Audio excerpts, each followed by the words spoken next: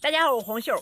今天呢，我带朋友们来认识一种植物，它呢是长在这个山顶上，特别的罕见。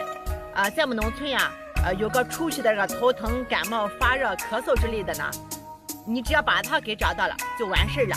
走吧，跟着我们的镜头一起来看一下。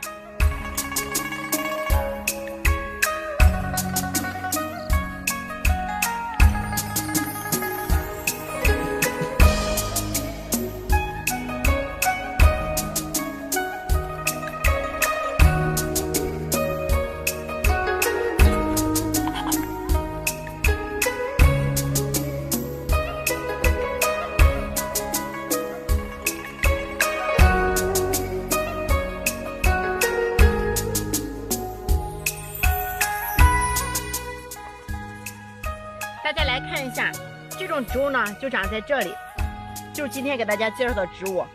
我们这边的土话呢叫做野马锥，其实它真正的学名呢叫做林泽兰，大家有没有见过？它呢是一味非常好的这个草药、草本植物。就是平时呢，这个头疼、发热、感冒、咳嗽之类的呢，特别的好用。它是全草呢是可以入药的。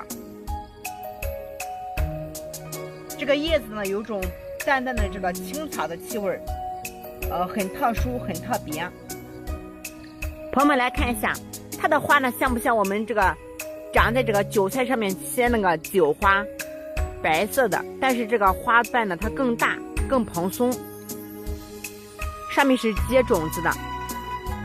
大家看一下，它旁边呢有一株这个干的，但是大家不要搞混了，这个干呢是这个蛇肠子上面结的这个种子，你看像伞一样呈放射状，但是和它对比一下，它下面是呈不规则的这个簇状的，一簇一簇的，是吧？所以说呢，如果说大家不认识的话，千万不能搞混了。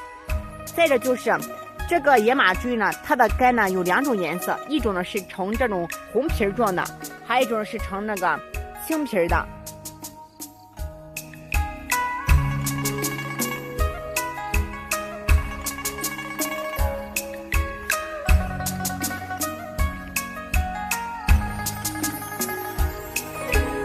这种植物呢，它一般是呢这个山坡了、山顶上比较常见一点，而且现在是9月份啊，现在正值开花结果期。